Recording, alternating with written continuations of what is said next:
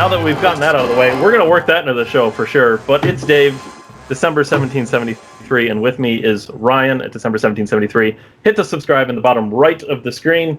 And exciting day. We got our weekly show logo, and I got it on a t-shirt. Good stuff. Very nice. I'll be looking forward to receiving mine. Ryan is going to be obtaining a free weekly show t-shirt. We make them in-house. I don't make them. I say we, like I have anything to do with it. Your sweat labored child labor scheme, though. Yes, we have slave labor in the house. Work for free and dinner. How do we have a busy week again? It wasn't as busy as the last couple of weeks. Dude, I feel well, maybe just I don't know. Maybe because there was less of a giant monument like event such as the conventions. But it was like, to me, you know, my little notes here, I got like little bits of all sorts of stuff, but I kind of think it all touches on just like a couple topics, to be honest with you. Yeah. Because it just seems like what is currently going on. Yeah. As far as all this political dissidence. There was a map released by some company, and it showed the number of riots and where they've been located, and the certain colors is the only ones that have been violent. But when you look at the violence, they're all in democratic cities. Yeah. Mostly. Yeah, where there's police have been told to stand down, I'm assuming. Yeah, and it's crazy. We've had both Democratic nominations, president, vice president. They've promoted this. Kamala Harris helped. Kamala You do Harris. That frequently. You're a big Kamala fan. Kamala, it's easy. Hey. It's Kamala. Get the L's and the M's switched. I will do better. Harris directly contributed to bailing out some of these people herself. You know, ones that were arrested for whatever they were doing. But, I mean, there's Antifa marching in the streets, shouting death to America. That's good. These people, fascist, sure. They say they're fascist. They're saying they're anti-fascist. Yeah. They say they're against fascists. But they can't be fascist. That their name is anti-fascist. It's obvious they're not fascist. And for the record, more masks will stop coronavirus. That's all we can do. There's nothing else we can do. Stay tuned, by the way. I'd like to point this out. We got two exciting things today. We got a guest on the show. So that's going to be towards the end. We're going to have our guest on the show. And we got a gift from the Democratic Party earlier today. They called potential spam to get me to vote for Joe Biden. We want to put that at the end of we'll put that at the end of the credits. He made some points. Joe Biden is pro-mask. Pro-mask.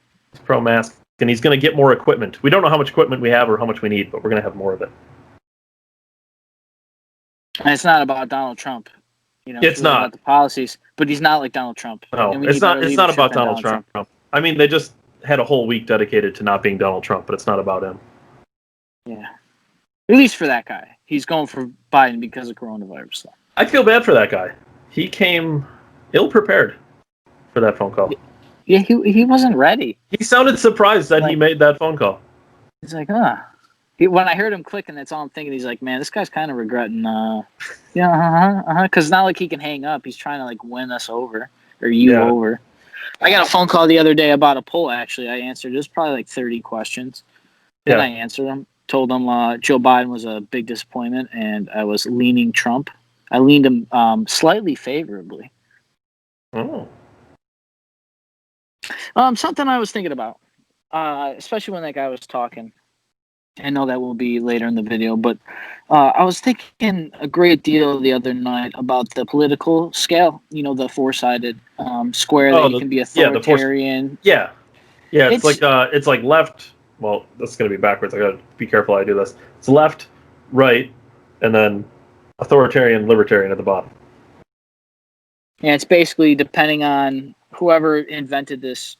You ask these questions because they say the sphere is more of that than it is left and right, which we always tend to think about in America. That it's just leaning left, leaning right, like a scale. Yeah, but really, it's this square. All I know is when I take those tests, I tend to fall in the bottom right somewhere. Yeah, as do I. But however they grade those tests or give you that numerical value that will place you on that graph, it's not real. You know? Like, it's really not. I don't know. I And what think I mean by they're probably fairly accurate. I mean, not for the graph that you're graphing, yeah. But what I mean is like translating whatever gives you on that graph into a real conversation about schooling or coronavirus or whatever the issue is. It's oh, not yeah, reality. It's yeah, not reality, and we hold so much stake in this definition of. Honestly, it's called political science for a reason. It's not political fact. There's many yeah, trains of thought. There's many schools of learning. There's many political tactics, and this isn't like a surebred thing because you're dealing with the psychology of humans and the social economic of society.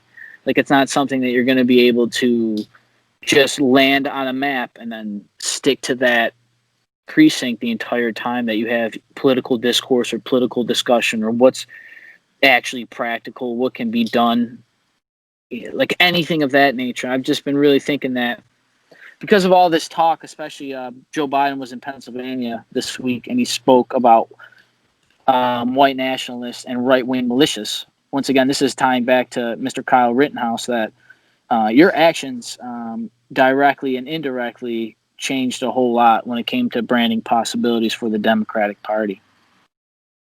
And it's amazing that a Trump supporter got shot in the chest and he died. But we hear about right-wing militias, and it just tying this back to the political scale thing. It's just there's all these terms and things, and it seems that we have this. It's basically a caricature of what you believe morally, politically, socially, and what you do for a living, and your life experience that ties this together in a nice bow that you can just land on the left. I'm a democratic socialist. I'm a conservative Republican, or whatever title that machine or that test craps out. It's not real. It's yeah, really not like a real thing. It's not a real way to get answers. It's not a real way. We spoke last week about how it just seems we're having less and less conversations with each other. And then I'm reading news stories all week about people showing up, Trump protesters and Black Lives Matter and Antifa fighting. They have shields. This is like we put so much stock in this mythological system that we think actually represents reality, and it doesn't, and it's dangerous. It's showing how dangerous it is. And it's showing how politicized and polarized we are. We talk about all the time on this podcast, this Orwellian train of thought, this way to keep you in this box, this way to predispose you to all these terms and all this stuff. You don't know what it means, but it all has meaning. And then it comes around, and most of the protests were peaceful apparently, but they're burning democratic cities yeah, and they're looting and they want to defund police. They have all this talk of police, but both people. There was just a man here in Rochester, New York, which is about an hour and a half away from my house. It's more towards the western middle area of New York State, and a man he died in police custody with a bag over his head. And they had protests slash, I believe there was some rioting. what? Why did I didn't see that? Why did he have a bag on his head? He was complaining he couldn't breathe and he was hallucinating. So they And put a bag on his head? he was naked when he got called. That's good. But he was spitting. And with everything what's going on with COVID, they were worried about it contaminating, and so they put a bag over his head apparently. It happened a few months ago, but it's just been filed and people are going after the mayor and the chief of police and everybody for it. But the guy had drugs in his system, PCP. I would imagine so. And Typically, he died you don't because just run around naked spitting on people. Yeah, he died because when he was high and all the stress the police gave him. Once again, just like with George Floyd, the guy probably was going to be found with an overdose later in the day, but because he was all drugged up, maybe, but he was hallucinating, naked, and the cops get involved.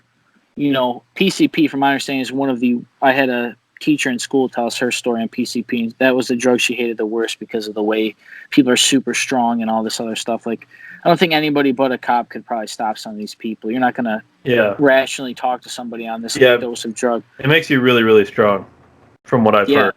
Yeah. intensely struck. But anyways, the guy dies. You know, he has a drug in his system, and of course, it's coming around police brutality. And they have a body cam tape of it, and it shows what it shows. But I still think it's this. This is the same narrative. It seems like ever since it started getting focused on with Trayvon and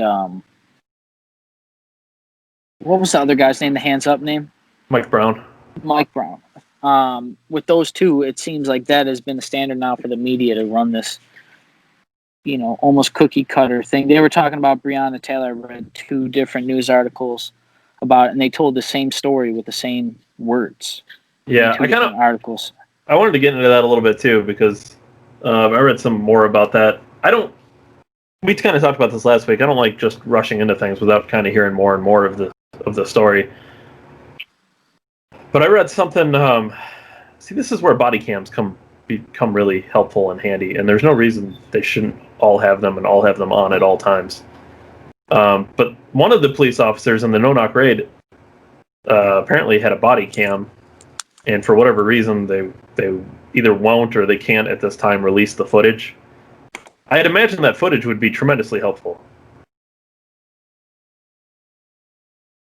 It seems like body cams would be a good way to solve all of this if they were on all the time and you could just like that go check the body cam. Wouldn't that solve all the problems? Yeah, why couldn't you live stream it to like the public?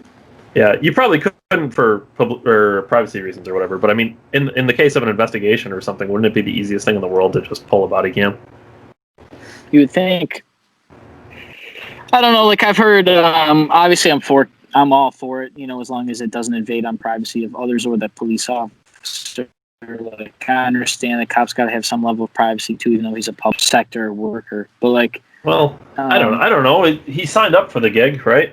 Yeah, I mean, I'm not against them. I'm just saying, like, when it comes to like, personal stuff, you should have the option to be able to turn the thing off. For what, like for your lunch break or something? Yeah. I mean that, or when I'm sure they reveal their name and stuff, and like I don't know, just like I said, I think he deserves privacy too. But I'm all for body cams. Yeah, but if you do body cams and like there's sensitive information or something, you just bleep out the sensitive information. Really, what you're looking for is the footage and the events that happened. Well, what if I go take a piss as a police officer? You want to see? Yeah. You want to see all that? Yeah, make them 4K so I can see it in good definition. This just in: sexual assault scandal against NY Police Department. Women believe they were expressively targeted for the simple arousal of men. No, obviously there'd be things that you're not doing. But like if you're on the job, if you're in the middle of a call or something, they should be on and they should be recording at all times. I agree. And I go a step further. I think if you turn it off during some kind of, if you pulled somebody over and something happens and you turn it off and they have to investigate and your camera's off, I think that's an immediate dismissal. Yeah, they have it put that if you got nothing to worry about or it protects both of you. Right. It protects both of you. If you have nothing to hide, what are you worried about? Yeah. Put the body cam on. Let them record. Cheers.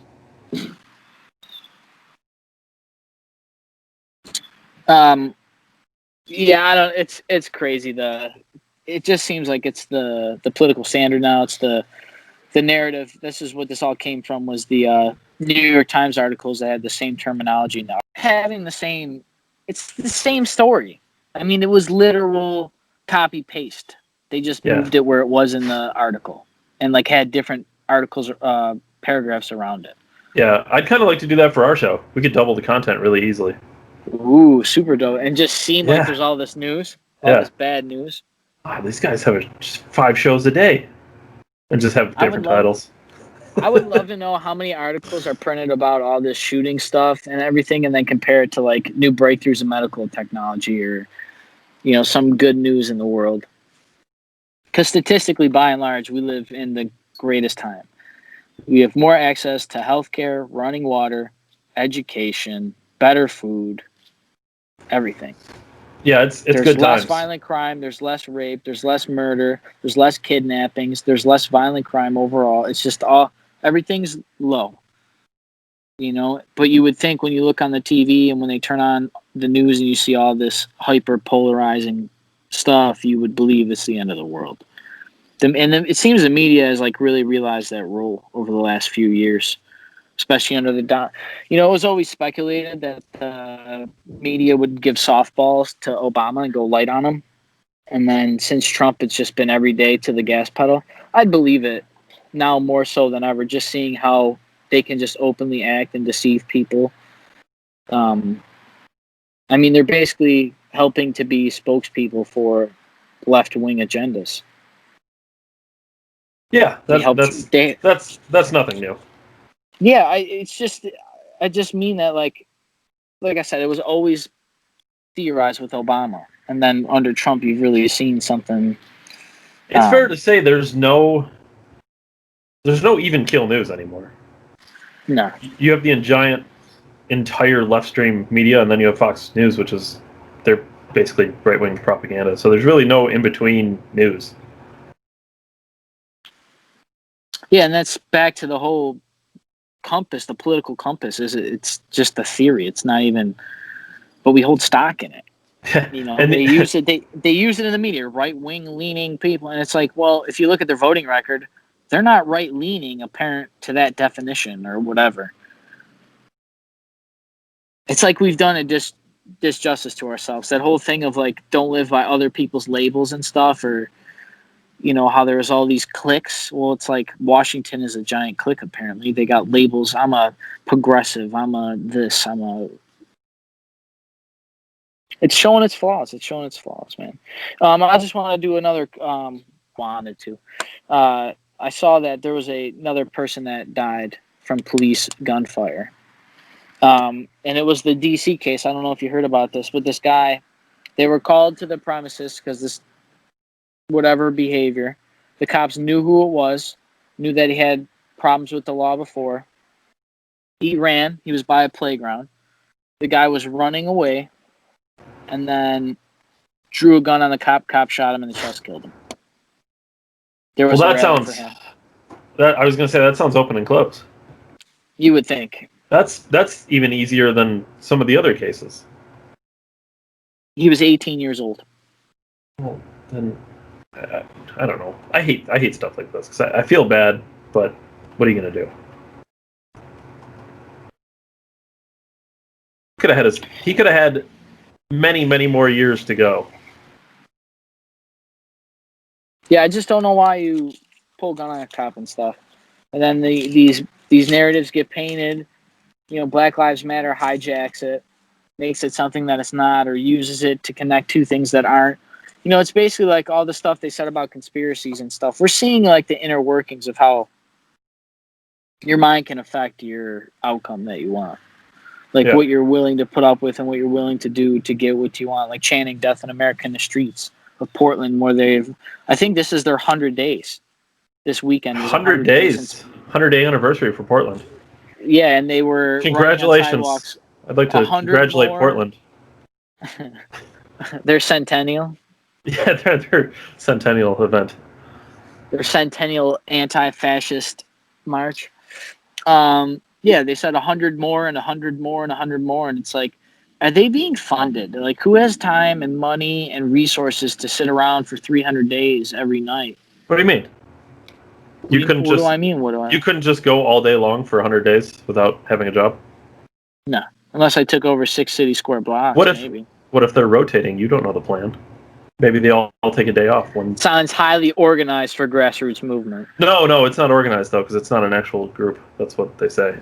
It's a myth. That's what they say. Antifa isn't an organization. The politicians and their double standards, man. I wanted to kind of segue. Obviously, one of the big debacles. I don't want to spend too much brain energy on 2 or 3 topics right here, but they deal with Nancy Pelosi, Melania Trump, and Donald Trump and his apparent trash talking of the military.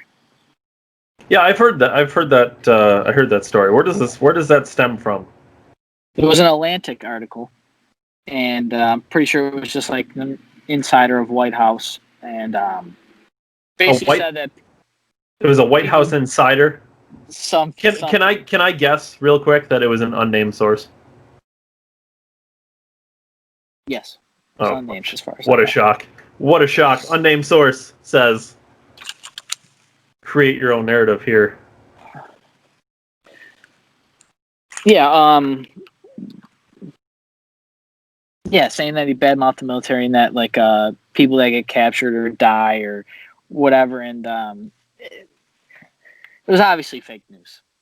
So, and they can run conspiracy theories on their opponent openly during an election year. Well, that's what I'm thinking. Is like that. How is that journalism? You can create. How's it journalism? You can make up whatever story you want. Paragraph. You can make up whatever story you want, and all you have to do is have an unnamed source. Yeah. And I will point out one of the things I heard about this, a named source, former advisor, is it John Bolton? He came out recently and trashed the whole Trump presidency. But he came out recently and said this whole military thing is nonsense. That Trump never said anything bad about the military, at least not in front of him. And this is a guy who clearly does not like Donald Trump, so why would he defend him on this unless it's true? Unless it's true that Donald Trump did not say anything bad about the military. Yeah, I don't know. But it's just all like right now too. There's the Melania Trump tapes, which I didn't spend too much time in. I just wanted to touch base and link those together. That it's just like when he ran for president, the grab her by the pussy remark. Yeah. People always told me with the spy grid, that what do you have? You got nothing to hide. There's no reason why the government can't spy on you to stop terrorists, right? From the Patriot Act. Yeah. Well, the answer to always that at first, like you should value privacy, but short of that, your politicians have something to hide. Your local mayor, your local congressman, your local officials, your federal officials, all these people. Epstein has shown that they can be highly nefarious and up to some very, very disgusting things. But at bare minimum, we're having double leaks in the same week about Melania and President Trump trying to like make it seem like they're fighting each other. And there's all this inside drama and all this like this just fabrication. There's it just seems obviously, we've known for a while, but it's really been a Wizard of Oz moment for us as civilians to watch the uncloaking of politicians. It happened so fast that like by the end of it you realize like, wow, a presidency ago it was a different thing than it is now. Social media wasn't even really used to the level it is until Trump's been in office. Yeah. Like, well, the explosion of it and the stranglehold it has on the reality. You mean the way The Office uses it? Yeah, The Office, how we vote. I mean, there was never a political Twitter until 2016 with Trump, really. That was like the first election that they did Twitter polls and all. Oh, I see what you mean. Analytics. I see what you mean. Like I was going to say, because people use like Twitter for politics all the time, but you mean like an official. Yeah, like the intro. I just mean like in the 4 years of Trump, social media has been integrated in our system like it never was before the previous 4 years. Yeah. You know what I mean? Like the amount of social media influence on the reality of our world, it probably doubled in the time Trump was president. Yeah, I can get on board with that. Yeah, I just think this is a highlight of the highly polarization of each other. And it's based on this invisible ranking system, this invisible scorecard that is not reality. So I wanted to ask you, speaking of double standards and this warped reality, this has been, I don't want to spend too much time on this either, but Pelosi getting her hair done without a mask. Yeah. In a place that she's not supposed to be. Yeah. Apparently, because that salon's actually supposed to be closed. Yeah. Yeah, I think that's it's pretty standard operation, right? For politicians. Do as I say, not as I do. That's right. I mean, you could see examples of this all over the place. I mean, they come up with these ideas, these laws, but they always want to be above the laws. I mean, Pelosi's a big pusher for a national mask mandate. Cuomo's a big proponent of the mask mandate, and he's seen out gallivanting in a city of 8 million plus people, and he doesn't have a mask on. Yeah, I'm just walking my dog. You have Fauci. He's not really a politician, but he's like, whatever. And back. This was a while back, but when he did the first pitch for the start the MLB season off or whatever, he had his mask on the mound, like, because obviously it's this big thing. He's got to put on the big show. But then there's pictures of him in an empty stadium next to two other people, mask off, eating, drinking. I get it. When you eat and drink, you have your mask off because obviously you can't shove food into your face with a mask. But it's an empty stadium. Can't they sit 6 feet away from you? It just goes to show it's all about the show. Nobody really cares about. Nobody cares about it for real. They just want to put on the show. Yeah, this double standard, man. It's never been a more time obvious that there's a ruling class in us than ever before. They shut local business down. They threaten local businesses. The state government threatens local governments that threaten businesses and private people. And, they talk all these numbers. I was thinking about something too. The unemployment number is like, I want to say not 8%, but that sounds right to me. Considering it went up, they were estimating it would stay in the 20s. Yeah. But I was thinking, like, maybe when they released those numbers, the media, when they were like, "Oh, unemployment could reach 25%," maybe they were using the real unemployment. Yeah, wouldn't that be a shock if somebody actually followed that? Yeah, well, everyone does that too. It drives me nuts. See, look bad.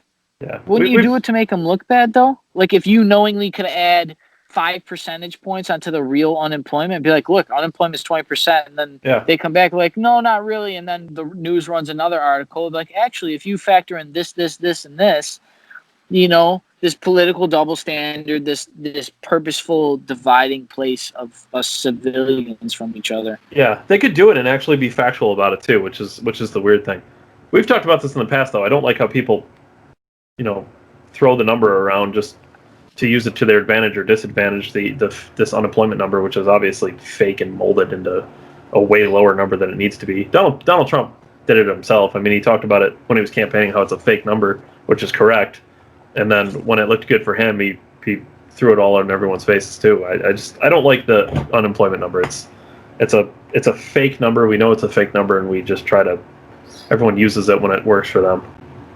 And they attack Trump at that same time simultaneously, like, well, he's just saying it because he's whatever against Obama and all of this. Like, what do you mean a fake unemployment number? Unemployment was this. They could run whatever selective segment of news that they needed to back up the narrative. Yeah. This has never been more apparent in human history than right now of like open Orwellian propaganda. Yeah, they don't mean Orwellian and propaganda that it's like this. I would say they have a plan, certainly, but it's not this long, malicious thing. It's just people in control and have power and wealth want to maintain all of those. It's easier to separate you from your income than you think. And they ride on that. It's easier to separate you from your vote, but they gravitate towards that. They find a way to rip it from you.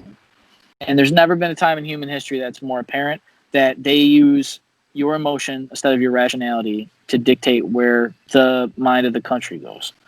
Yeah. This swinging between an invisible pendulum swinging between two goalposts that are Democrat and Republican when they're not grounded in reality. It's just a thought, it's a theory, it's a science, it's not fact. It's just something, it's a myth we invented to cope with the fact that society and institutions are hard to manage. Yeah, it's I don't know. It's interesting. It's a game they play, and they used to try to hide it. I feel like they don't even hide it anymore. They're getting lazy. Well, I don't think they can hide it, right? Because if they do hide it, they would probably be behind on the news cycle, right? Like if you were trying to hide your biases, it might take you twice as long, but then maybe the other news could call you out for whatever. I don't know. Like I don't think there's competition in journalism because. Go ahead. I was gonna say the problem is there is no other news. Yeah. Who's gonna call them out? Fox News, and then they'll just the people who listen to the other news don't care anyway. So what difference does it make? There's independent journalists on the same channels we use that touch 900 million people every week. Yeah. Or I'm sorry, get 900 million views, I should say. Yeah, weekly, which is more than all of the networks put together. So, I mean, if there's ever a time now to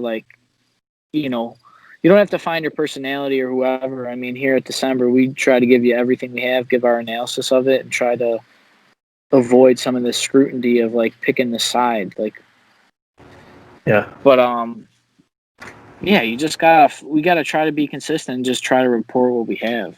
But the narrative and the media are working hand in hand. I just hope that people realize it before election. If you didn't realize it last election, at least realize it that it's this election. Like I said, this is the Trump grabber by the pussy mark. These tapes being released about the military and Melania Trump and whatever her ex-best friend is accusing her of saying, you know, whether it be about the administration or whatever. This is politics 101. Well, we talked about, I think it was in the last episode, the secret tape that came out of Trump's sister. And she came out and basically said some not so nice things about President Donald Trump. I know. It was 2 weeks ago. 2 podcasts. Was it? Yeah, but it made no news. I mean, they put the story out and nothing really happened with it. So then we just moved on to the next one we tried to create. If these don't grab traction, they're going to be in trouble. Yeah, this is a nothing burger. They all have been. I mean, you can say whatever about the Russian stuff and the impeachment and all that, but what really actually happened of it? Nothing. And I don't think it's because Trump's got the Republicans in the bag, you know, and the Democrat. Like, no, it's just there's nothing. There's literally nothing there. Like it's what's so beautiful. Like, it's funny that they're using federalism. Like Trump is defending federalism, but they're trying to use federalism on the other side too. You know what I mean? Like it's a very clear distinction. What I mean by that is Trump made comments about how the states weren't ready for this pandemic and they had depleted supply and everything else. Yeah. Instead of like doing it from a top-down approach that the government had an X and Y criteria and then just put it out to the states and be like, you have to follow this. It was more of a state-by-state basics, area-by-area basics. Like the governors do whatever you think you need to do and the government at the federal level will provide equipment or whatever you need. That is basically how the Trump administration handled this. And that's why I think things were slow, like even the testing and stuff, is because he was trying to bolster the strength of the state government, which some of them were probably relying on the federal government a little bit too much. Yeah. Such as New York State, who put in, by the way, my favorite person in the world, Andrew Cuomo, put in for a federal tax handout, a tax credit, however they would give it, of $59 billion for the state of New York.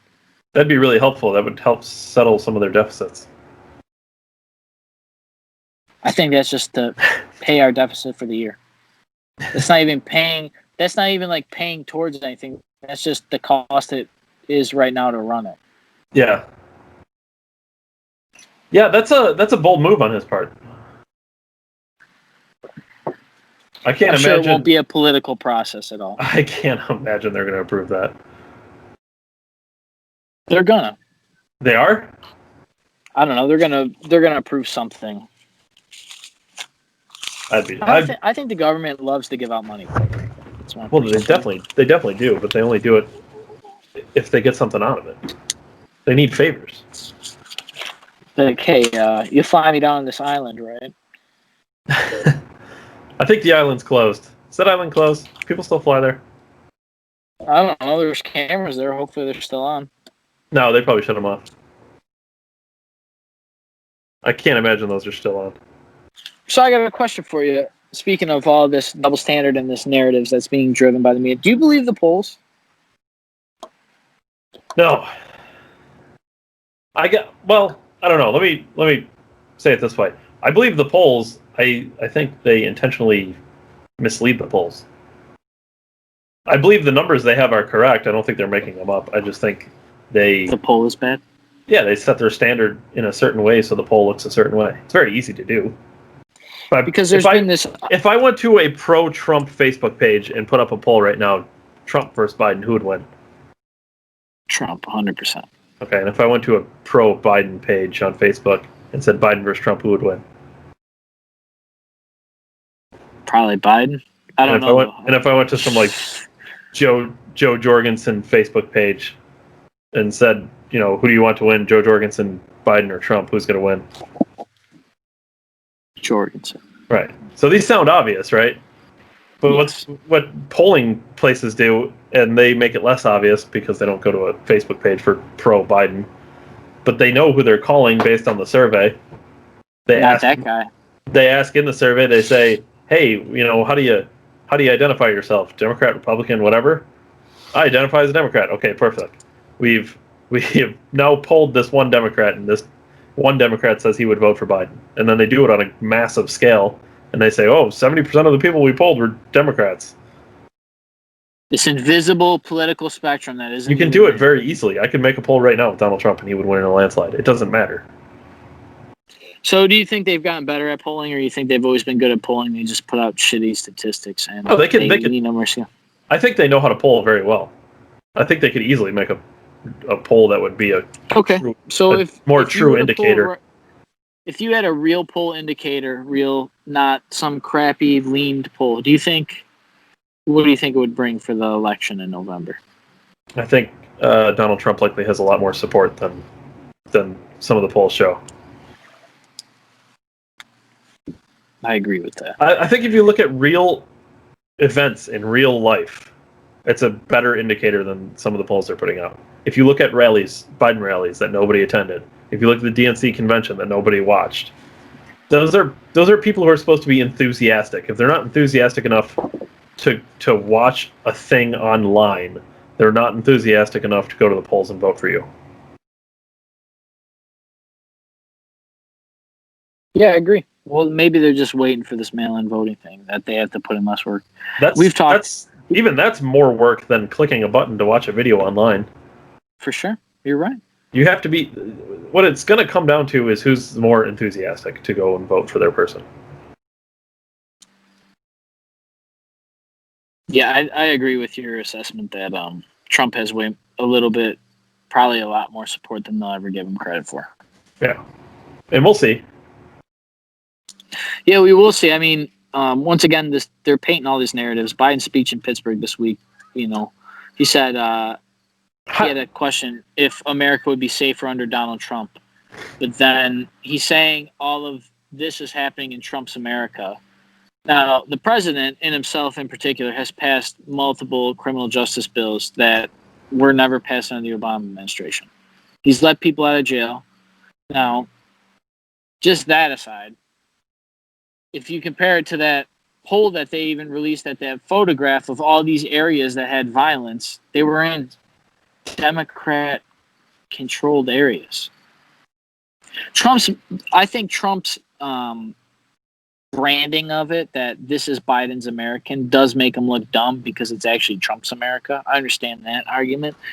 But when you remove it, the Biden and Trump thing, and you look at the policies of that city, I think that is a little bit clearer.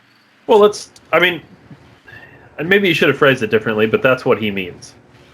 Yes.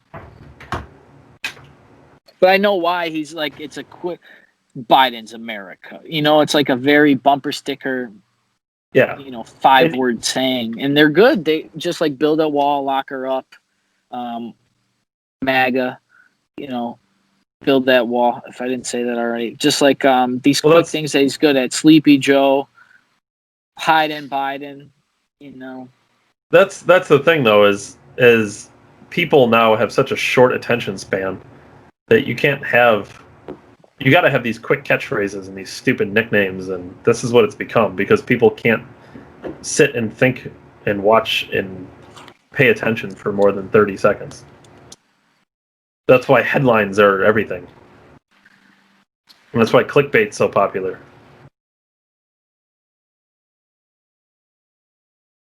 Yeah, maybe we have a short attention span because our sensory overload is so high.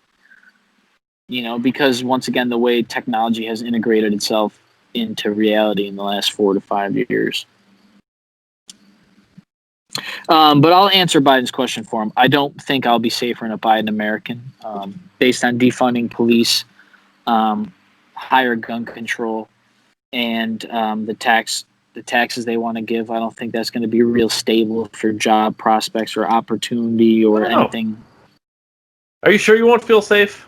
Kamala Harris locked up a lot of people.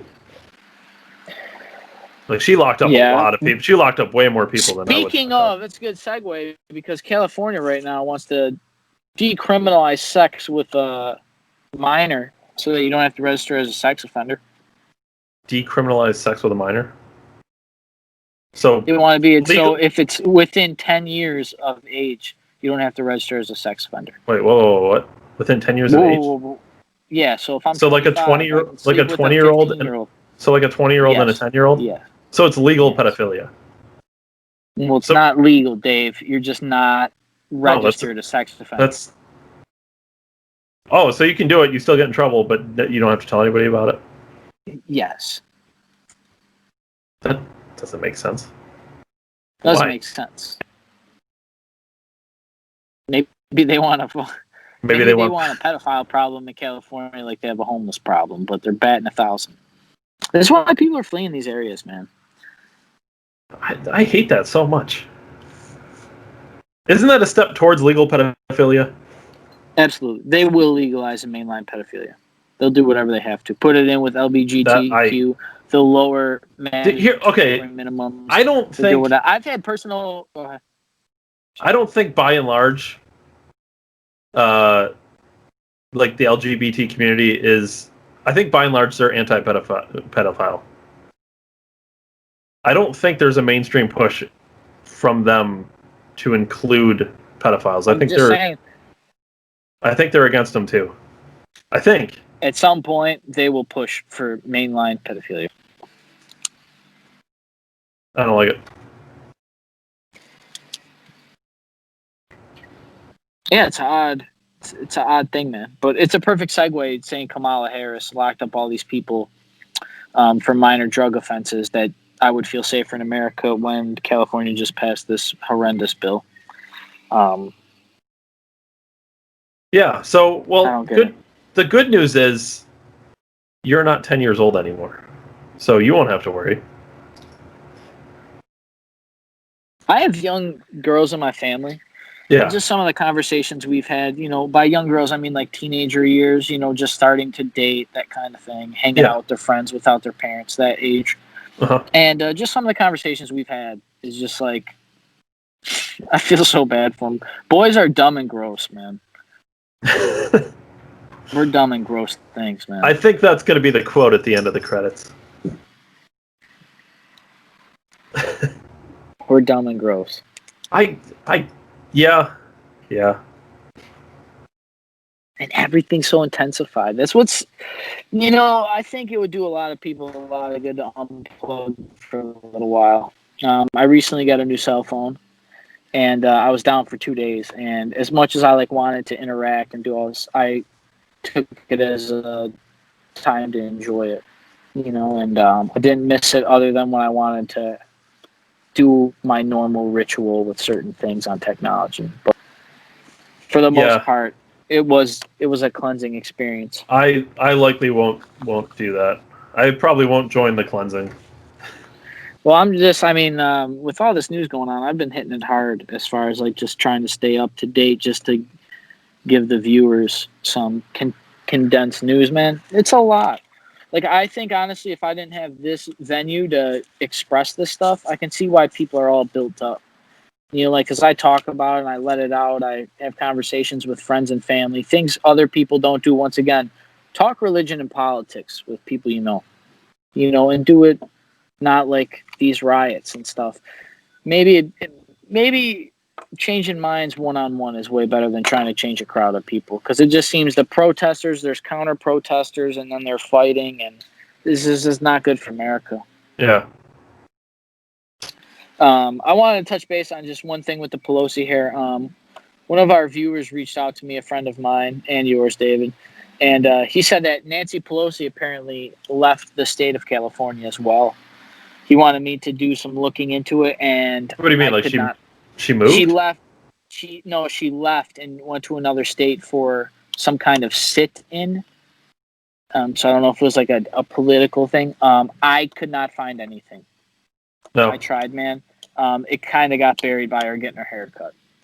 So I really did try. I looked at I looked for a good while and I couldn't pull anything up, but I wouldn't put it past them. Like I don't put it past them. This is obviously like a Marie Antoinette, let them eat cake moment. That might be an over exaggeration, but when you're shutting down whole sectors of our economy based on, let's face it, at this point, I saw another poll. Speaking of polls, the COVID number, the longer this goes on, the more people are not believing the numbers of COVID as far as deaths and the deaths reported. Most people basically don't believe polls if they're Republican leaning, at least in the polls that I've seen. I don't think that's surprising. But it's not surprising, but it is a little. The CDC released last week. What was it, David? 96% of the deaths from COVID were underlying. Yeah, so it was 94% of listed COVID deaths had other underlying conditions, which doesn't mean COVID it doesn't mean anything really. It doesn't mean COVID did or did not kill that person. It just means they had other things that weakened their immune system. So it just points to, again, what I've been saying for a while, which is if you're a relatively young and healthy person, that you probably have nothing to worry about. Yeah, they've just been this data, these numbers, these polls.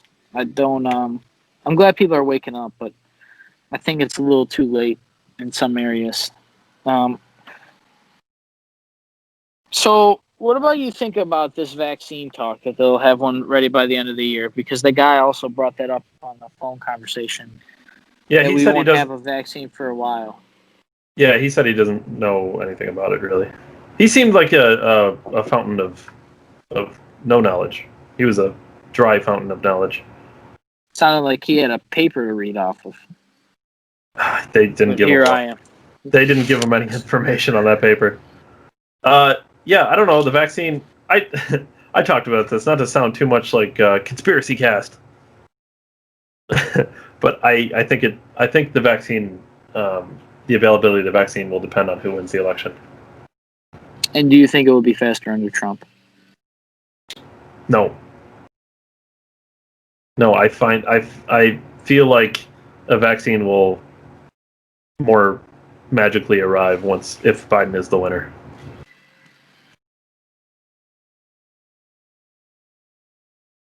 Well, it seems Dan Kershaw has been putting out good videos on his media about how they're expediting the process but not cutting corners. And what they basically did is just take the amount of research and make it larger. Yeah, instead of like one company doing it, they're doing 30 companies, whatever it would be. I don't know the actual numbers. I'm just saying that's why they're able to not cut corners but still make up time. Sure, they're just allowing more companies to be involved. It's amazing how competition makes things better. I was going to say, that's just normal free market operation. Yeah, well, it's amazing these anti-fascists want death to America, which bring you the very system. They're chanting death to America, recording it on their iPhone, which was made by 100% capitalists. But mostly Chinese capitalists, through the help of Chinese. Asian invasion. Mostly Chinese. I don't know how much the Japanese have to do with the iPhone. They're not very involved in iPhones. I was reading some stuff about U.S. energy, that there's regulations with coal in the EPA that Trump repealed, so it's allowing some of these places to either dump or just stay open a little longer. But it pretty much sounded that coal isn't doing well, and Trump's running on keeping coal mines open and stuff. I don't know if that's a political reason or anything else, but it was funny to me because I read those coal articles, and then immediately afterwards I got one that said about 600,000 people have been laid off of clean energy because of the pandemic and the amount of cutback on resources and stuff. And I thought it was kind of funny that we can dabble, we can walk back and forth between these very second concepts. It's like a lot of the time, like, coal's gone down mostly because of fracking. That's sure. It's just one. Yeah, once better technology comes out, the old technology dies. It's the same reason we don't have VCR. A lot of people who used to manufacture VCRs don't manufacture them anymore. Yeah. And this clean energy thing, it's just kind of one of those things that a lot of times those backups are ran on some other form of energy in case it can't produce enough, or it needs to make more, or they mix it, or however they do it down there. And as great as it would be for us to be on clean energy, I think we're a little bit away from that. Yeah, I'm all for a cleaner environment, but they just think it's this thing like, oh, we need to make everything, everything needs to be ran on solar. It's like, well, the battery storage and getting those batteries hurts the environment. All these, so it's like they set these regulations for Green New Earth, but they'd have to go around regulations probably just to mine the batteries you want to store all the solar power in. Yeah, unfortunately, like they're forgetting all them steps of innovation and competition that need to happen. Yeah, people just need to be more patient. I mean, unfortunately, most of the green energy stuff isn't ready to operate at a large scale. It will be one day.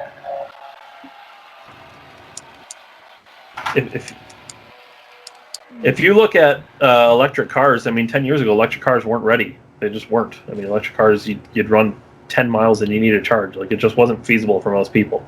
Electric cars are getting better. You're getting hundreds of miles on a full charge. You can operate an electric-only vehicle. Electric cars are getting better. Green energy will get better, and when it gets better, it'll be more feasible and more people will use it. But as of right now, it's just not the way. Yeah, we need to be patient. We need to push for it, but I don't think regulation is the way to do it. Once again, we need to open markets up to things. Yeah, you need to slow down you need to stop regulation, and you need to stop subsidizing and just let stuff happen naturally. It's going to happen. How do you feel about the United States rejecting global COVID vaccine effort? What does that mean specifically? How did we reject it? It just means that we're not worried about what the rest of the world's doing, and we're just kind of focusing on our thing. Like if they may make some discovery, maybe there will be communication in the scientific community, but by and large, I don't think it's like a global effort to make a vaccine. It's kind of like the American economy is ramping up to find it and sell it to the rest of the world. I don't know. I think it'd be dumb if like Belgium came out with a vaccine. It'd be dumb to reject it just because Belgium came up with it and we didn't. If that's what it's getting at. Yeah, I just seen there was many things talked about with it. It's this funny thing to me because in the poll that I got called about, they asked me about if I like the United Nations and if it's outgrown its use and how I feel about the World Health Organization. And oh yeah, they can all go away forever. I don't care about that. The UN and WHO can go away, and I'd never miss them. I definitely think though that would be the lens that it would have to be either distributed or talked about, or like the actual black and white of all these laws that would be coming from a global effort as compared to an American effort or like a more regional effort. Like I would think that companies, just based on wanting to make money or however that works, but if we find a cure for COVID with a vaccine or something that would drastically increase the lower transmissivity and all that, then I think America would sell it or give it or whatever we would do to the rest of the world. I don't think that. I think there's too many pros to not do it. Yeah, I think if we came up with one, I think we should sell it to every country except China. China. I would specifically not sell it to them, or I'd sell them a fake COVID vaccine. We could watch the placebo of 1 billion people take effect. Well, apparently they just lock everybody down and weld their doors shut on their apartment building. So, leave. We give you rice. 5 days worth right here. You got to do what you got to do. 5 days of rice is a shockingly large, but not that large amount of rice. No, I probably ate 5 days of rice today for dinner. I think they give you 5 days of rice as a side when you order Chinese food. Even if you don't ask for it. Soda. Even if you don't ask for it, you get 5 days of rice.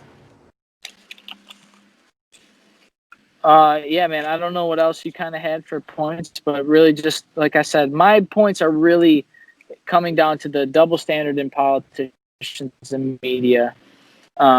This political scale that isn't real, that we base all of this other stuff off of. And just, the typical thing that we've been seeing over the last few months, they want to rename some schools in D.C. against founding fathers and add plaques to the Washington Monument and other areas deemed in history. And this is the same organization that is chanting death to America in streets. That the mayor in Portland said that it's Trump who has created the division in America. Fascinating.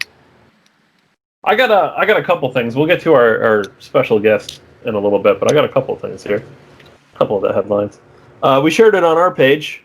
Representative Matt Gaetz, I believe of Florida, recommended Donald Trump pardon fugitive Edward Snowden. I like that move by Matt Gaetz. I don't know a whole lot about Matt Gaetz, but I know I like him. Think Snowden should be pardoned? Yeah, I'm with him. It's about time. I think it's about time. If they have sanctuary cities, they can pardon Edward Snowden. Yeah, I think he should get a pardon. Bring him back. Bring him back. What else we got? Free Snowden. Hashtag free Snowden. 00 Snowden. Donald Trump recently spoke out against the new racial sensitive training that was going on at government facilities. Have you seen this? I did see a mention of it. Why don't you tell me a little more about it, though? So when I first saw the headline, I went, that's not good. That's going to be bad publicity for Donald Trump. He's racist and he wants everyone in government to be racist.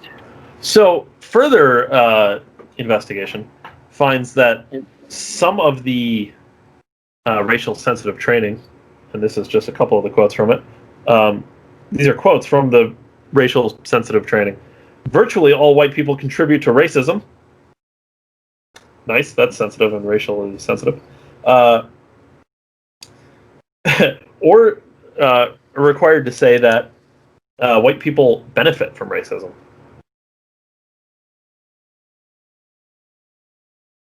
Thoughts? It sounds like non-racist propaganda. Yes, it sounds like it's racial sensitive training, but it's quite racist in its own context. I wonder who implemented this procedure, David. The racial sensitive trainings? Yeah.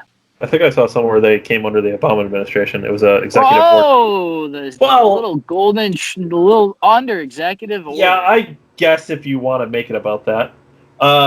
Another one, quick. These are quick news stories. I like this. We should call this segment Headlines. Minnesota Senate candidate says crazy urban liberals are driving people to Trump and that it could flip the state reds the first time since I believe it was 1972. And what state is this? Minnesota. I like it. Yep. I like it. Should be a good year. What do you expect? 90 days in 100 days right now in Portland. Centennial. See, I think Centennial. I think the problem for a lot of politicians, and Democrats are no exception, they live in these echo chambers, and I think they think these protests are good. I think they think they're good things. On a national scale, I think your average person sees this as a bad thing. And I don't think they blame Donald Trump for it. So I don't think this is a good strategy. I think Minnesota turns red, first time since 1972. It should be a surprise, but maybe it won't be. We'll see. We're I believe we're in the 61-day mark or 60-day mark to the election.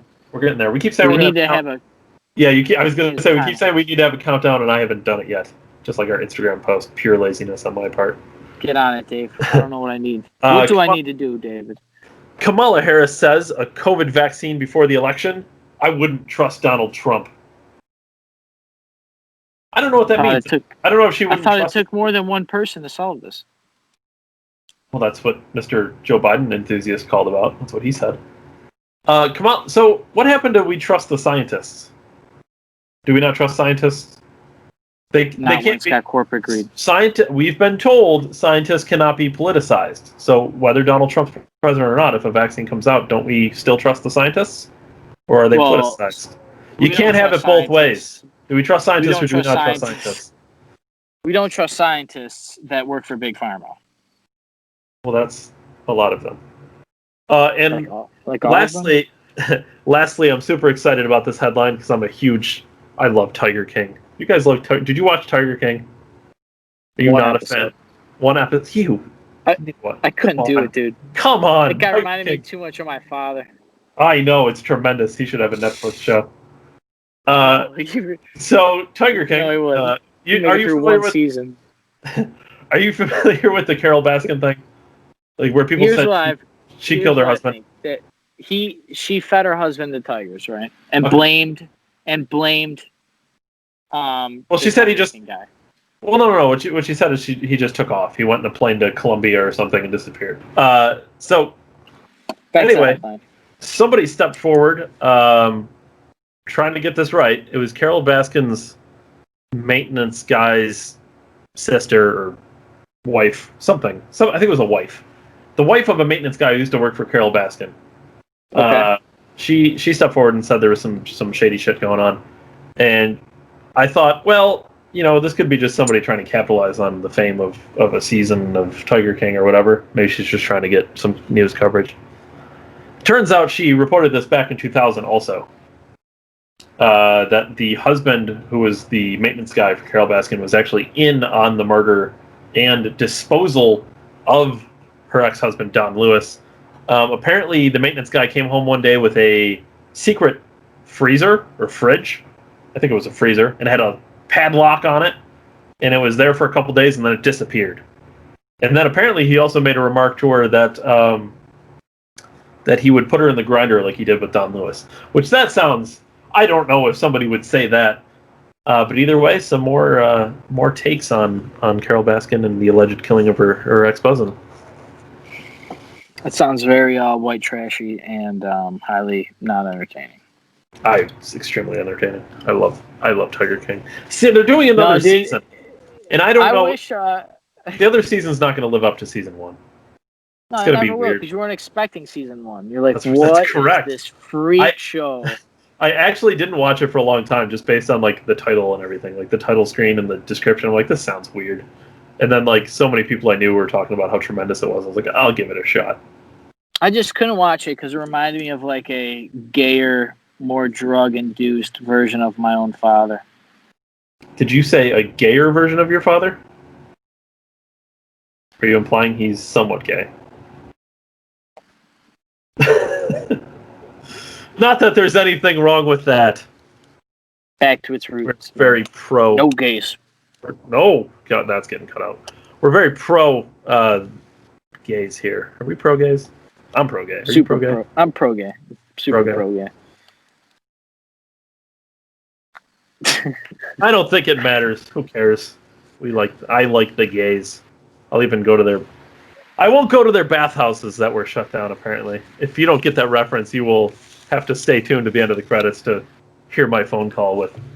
I don't know his name. I didn't catch it. Colby? Was it Colby? It was Colby. I like that Colby guy. It was Colby. Colby? No, not Kobe. R.I.P. Rest in peace, Kobe. Colby, I think. I like that guy. I wouldn't vote for his guy, but he sounds like a good guy. Good, emotional, caring guy. Sounds like he's really good at reading a script. Don't make fun of my friend Colby. He's not your friend. So Trump... If you watch this podcast, we would not be friends. So Trump rallied in your home state there, David, of Pennsylvania. Is my home state New York? Or is my home state the state I live in? I would say your home state is where you live. And the birth state is where you were born in? Yeah. So my home state, Pennsylvania, he had a rally. Yeah, he had a rally, man. People were hyped up. We talked about how it's really the excitement that the base has. And, dude, Trump's people, man, it's a different thing. So it goes back to what we were talking about, the enthusiasm. You need enthusiastic voters who are going to drive to the polls for you. Yeah, and we're all going to drive in person, apparently. They were getting at Trump because he was trying to promote people to vote twice, which he's not articulate, people. But he just basically was saying that if you don't think it counted, go and vote again. You know, like if you're that worried about it, go vote in person again. If you want to do a mail-in ballot with these states that are doing mail-in ballots. So that brings up a point, though. Let me see how I can phrase this. If Democrats are worried about Trump telling people to go vote twice, doesn't that mean they know it's possible you can vote twice? Right? It's a good question. Good question. If they're worried about it, doesn't that mean they know it can happen? Good question. That's the logic, right? Isn't that logical? You stop with all your voter suppression. Hey guys, thanks for sticking around and watching Dave and Ryan from December 1773. Please like and subscribe. Comment, share. If you like the video, share the video. We do this a weekly thing. This is our weekly podcast, and it's been a pleasure. See everybody next week. Thanks, Ryan. Peace out, brother.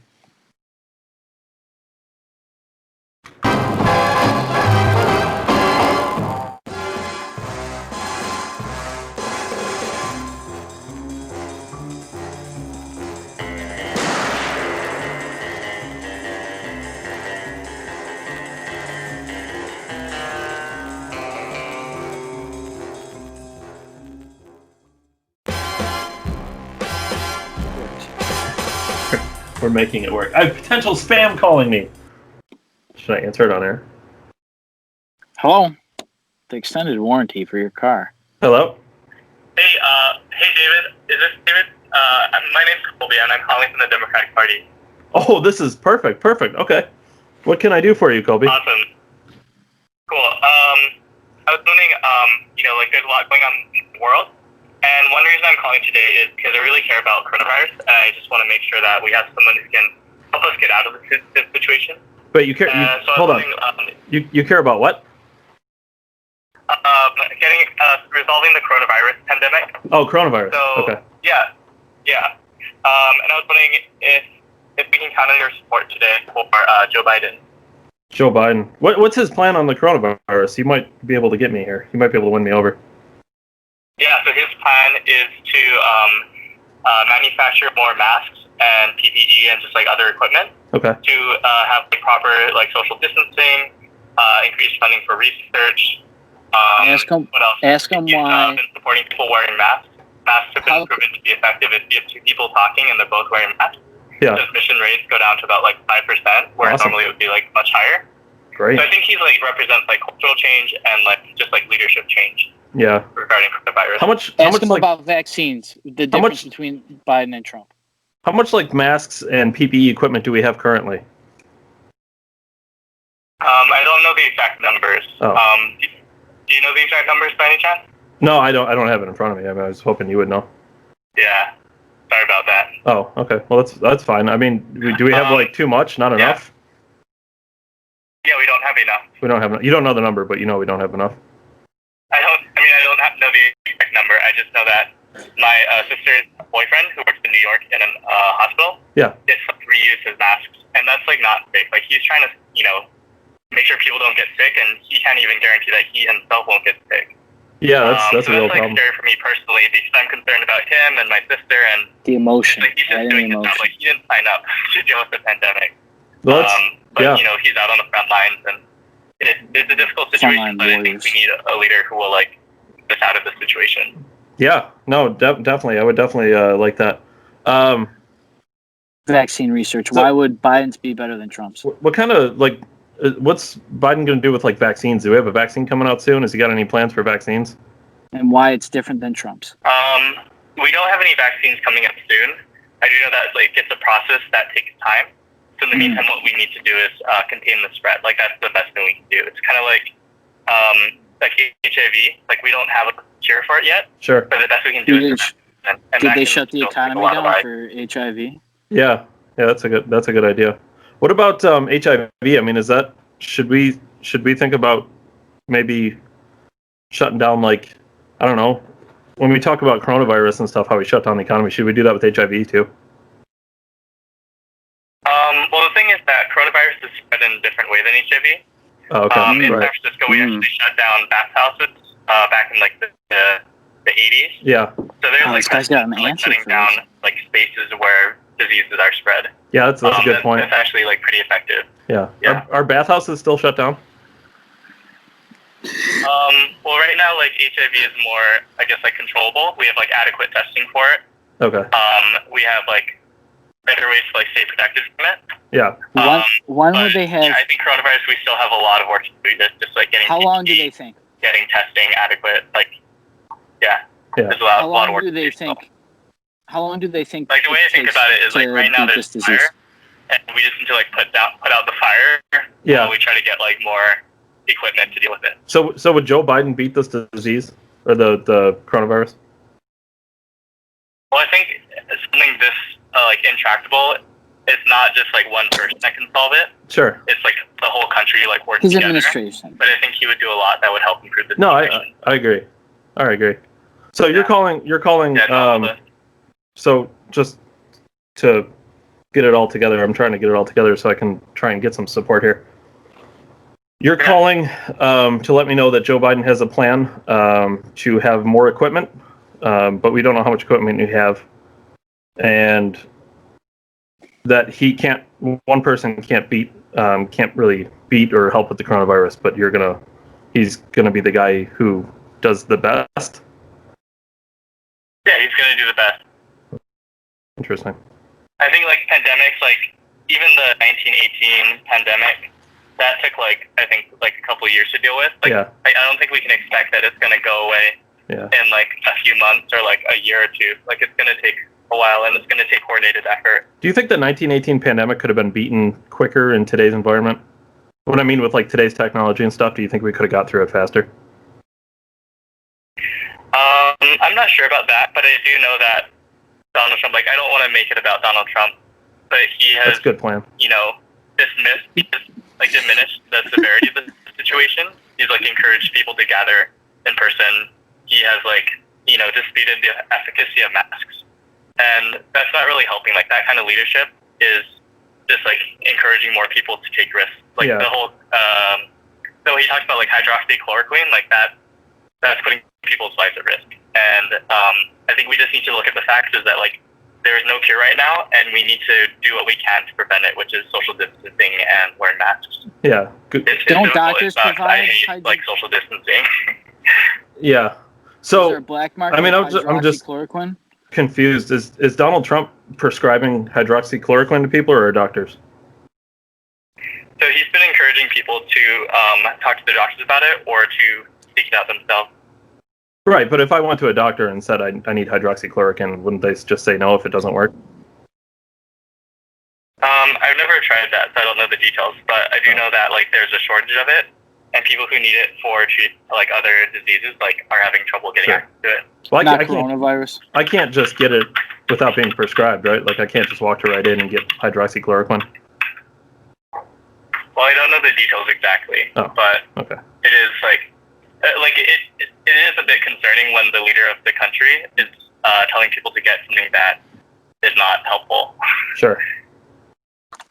Yeah. So we need what you're saying is we need different leadership that's more more inclined to push masks and things like that.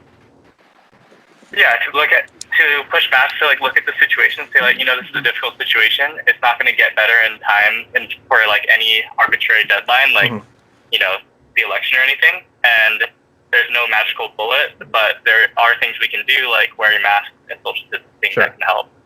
Yeah. And we don't want people like Donald Trump.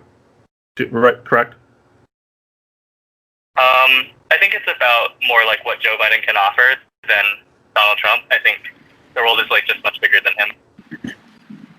Okay. So the Democratic Party platform is going to be more Corona active. Because I think that's one thing that motivates me personally. I can talk about other issues too. Oh, okay. Because I'm worried about coronavirus. You're what? You're worried about? Oh yeah. Yeah, definitely. Yeah. What do you work in medicine or do you work in close contact with people? No, I'm a hairstylist. Oh wow. Yeah. I have a salon. Right up yeah. People. Yeah, I have a salon, and the other day Nancy Pelosi walked right in without a mask. Yeah. Mm-hmm. I don't know. She must be she's probably actions of one person. Yeah, she's a Republican though, right? She's what? Is she a Republican? She's anti-mask, right? So she's a Democrat. Oh. I don't think her doing that sort of diminishes the impact of Joe Biden's sort of proposals and what he wants to do. So Joe Biden, he denounced Nancy Pelosi for her actions. Pardon? Did Joe Biden denounce Nancy Pelosi for her actions? I don't know the details of that. That feels just politics. I don't like to get involved with politics. I feel it's just a one person's action, you know? No, gotcha. But how do you feel about like? I know somebody works in nursing homes. How do you feel about sending coronavirus patients to nursing homes? What do you mean by that? Like Andrew Cuomo in New York, I believe. I believe Andrew Cuomo is the governor of New York. I used to live in New York. I don't live in New York anymore. But I believe he signed a thing where coronavirus patients had to go to nursing homes. Mm-hmm. Isn't that? I mean, is that a good idea? Well, I don't know too much about that exactly. There's just been so much news to follow. Yeah, there's a lot of news to follow. With the election coming up and everything. Yeah. May I ask more about like your business? So like when you're working in a hair salon, plug the podcast. like what do you do to like keep people safe? Or like what are your concerns with? Is it like keeping safe? Is it being able to reopen for business? Well, the hair salon's more of a part-time thing. Yeah. Yeah, I do. Okay. I do. My main thing. We do a podcast. Oh, cool. What kind of podcast? Political one. Okay, cool. Yeah. What's it called? Funny story. We don't really have a name, I guess. It's kind of like The Weekly Show because we couldn't think of a name. The Weekly Show. I like that. Yeah, it's a good show. You should catch it sometime. Yeah. On iHeartRadio podcast? Mostly right now, YouTube and Facebook. YouTube and Facebook. Yeah. Cool. I didn't know YouTube did podcasts. Well, it's like it's not really a podcast per se, but we like upload a video weekly. Yeah. We're gonna air. We air 61.9 subscribers. What? No, that's not us. That's not. Oh. No, we just started on YouTube, so we don't have a lot of subscribers. Our Facebook has like 10,000 followers. Oh, cool. Yeah. We'll be on Monday at 7. We're gonna be airing. Yeah. Okay. Yeah. So it's like a live Facebook thing? We pre-record on Sundays around 5 o'clock. Mm-hmm. Cool. Yeah. Is it Damara's weekly show? I'm sorry, what was that? You broke up a little bit. Oh, is it Damara's weekly show? No. Maybe no, different one. There must be a lot of weekly shows. Yeah. Yeah, it's not under the weekly show. Oh, okay. Yeah. That's cool. That's super fun. Yeah. So I gotta get going. We're filming the weekly show here. But I'll talk to you later, okay? All right. Thank you for your chat. Yep, no problem. Thank you. Have a good one. You too. All right. December 1773 here, tuning in right after the hot phone call. Yeah, that was interesting timing. With that said, do you know that guy? No idea who that dude is. All right, it was just a call from the Democratic Party. Yeah, it came up potential spam. He's going for Joe Biden apparently.